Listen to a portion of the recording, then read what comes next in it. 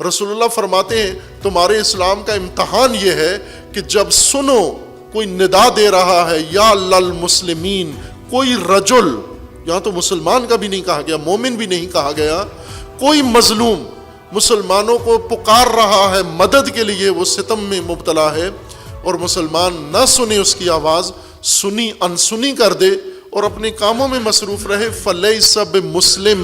مسلم نہیں ہے۔ یہ آپ کے امام کا فرمانا ہے۔ اگر نہ بھی ہوتی یہ حدیث تو ہمارے لیے کربلا حجت کافی تھی کہ ظلم کے خلاف قیام واجب ہے اور ظلم کے خلاف خاموشی حرام ہے، ظلم کا ساتھ دینا حرام ہے۔ یہ کام جو سربراہان اسلامی نے کیا حرام کام کیا، قرآن کی روح سے حرام کام کیا، رسول اللہ کے سیرت کے لحاظ سے حرام کام کیا، اور اہل البیت کے طریقے پر انہوں نے حرام کام کیا ہے کہ یا للمسلمین کی ندا پہ لبیک نہیں کی، کوئی فیصلہ کن قدم نہیں اٹھایا، سیاستدان نہیں کر رہے، علماء نہیں کر رہے، لہٰذا اب عوام کو خود اپنے آپ کو یہاں پر فیصلہ کرنا ہے کہ آپ مسلمانوں میں سے ہو یا نہیں۔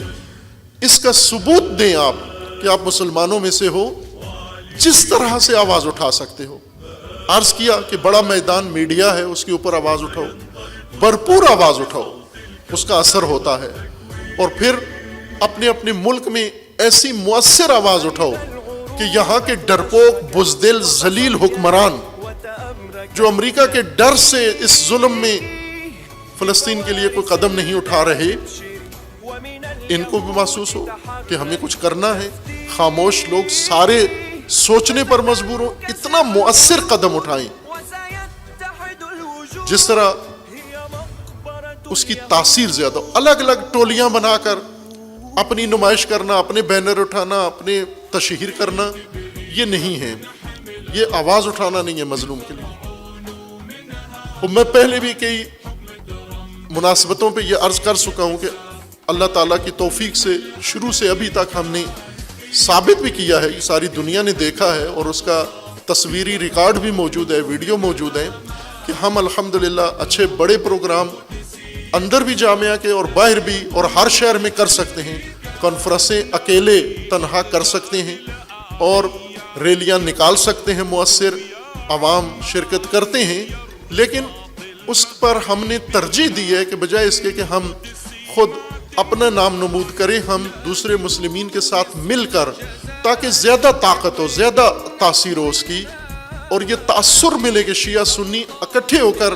اس موضوع پر ایک ہو گئے ہیں جس کی حسرت ہے ساری دنیا کو، شیعہ سنی کو اکٹھا دیکھنا۔ اس کا ایک عملی ثبوت ہے وحدت کا بھی،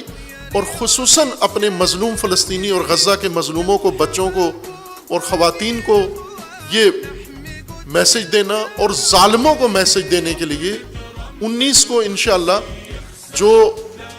احتجاج ہے، یہ ریلیاں کافی نہیں ہیں، یہ میں بھی سمجھتا ہوں، مؤثر، اس سے زیادہ مؤثر ہو، ریلیوں میں لوگوں کو لائیں اور لا کر پھر انہیں اگلا لائحہ عمل دیا جائے، تاکہ اس لائحہ عمل کے نتیجے میں اگلے قدم اٹھائے جائیں۔ صرف ریلی میں جانا، احساسات جذبات اظہار کر کے واپس آ جانا، یہ کافی نہیں ہے۔ ہر اجلاس یا ہر اجتماع کے بعد اگلا ایک لائحہ عمل عملی طور ہو اور اس کی طرف سارے مل کے۔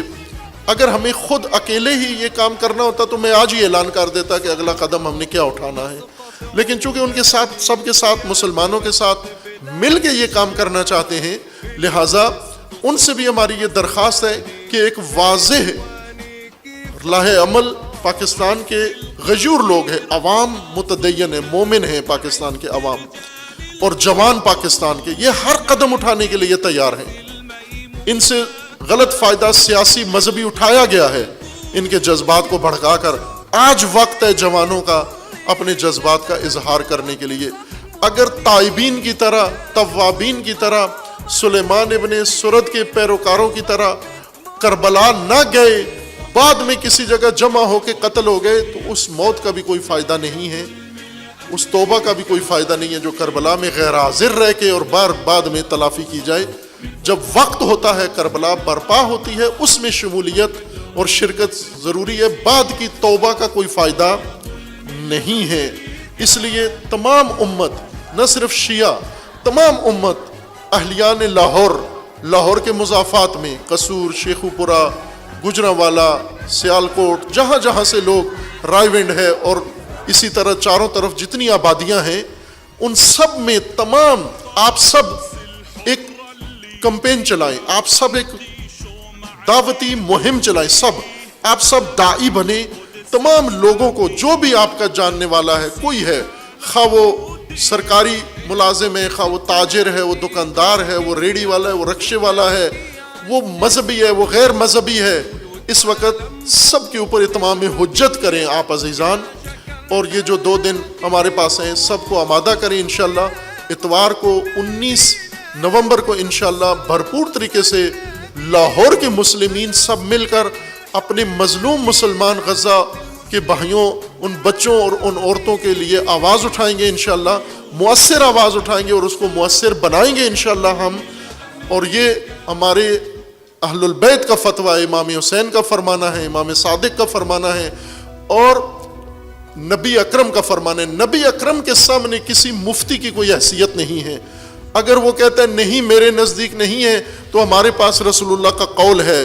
رسول اللہ فرماتے ہیں من سمع رجلا ینادی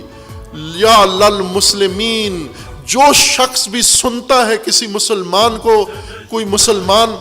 مسلمانوں کو مدد کے لیے پکار رہا ہے، اس کا مذہب نہ دیکھو، من سمع رجلا، کسی مرد کو پکارتا ہوا دیکھے۔ اب یہ تو مرد کو کہا ہے، لیکن اگر قرآن فرماتا ہے کہ جہاں پر نساء، ولدان و مستضعفین من الرجال والنساء والولدان پکار کے کہہ رہے ہیں کہ ربنا اخرجنا من هذه القرية الظالم اهلها، وہ پکار کے کہہ رہے ہیں قرآن کریم میں، اور وہ کہہ رہے ہیں کہ اجعلنا من لدنک ولیا ونصیرا، ہمارے لیے اپنی جناب سے ولی و نصیر بنا۔ آج عزیزان قرآن کی اس سورہ نساء کی آیت کے مطابق اگر آپ اٹھتے ہیں ان مظلوموں کی ندا کو لبیک کہنے کے لیے، تو آپ نے نبی اکرم کی اطاعت کی ہے، اپنے اسلام پہ مہر لگوا لی ہے، اور اللہ کی بارگاہ میں مظلوموں کا ولی اور مظلوموں کے نصیر میں اپنا نام لکھوا لیا ہے۔ آپ نے غزہ تنہا چھوڑ دیں، فلسطین تنہا چھوڑ دیں، اقصی تنہا چھوڑ دیں، اقصی تنہا چھوڑ دیں، حسین تنہا چھوڑ دیں، حسین تنہا چھوڑ دیں،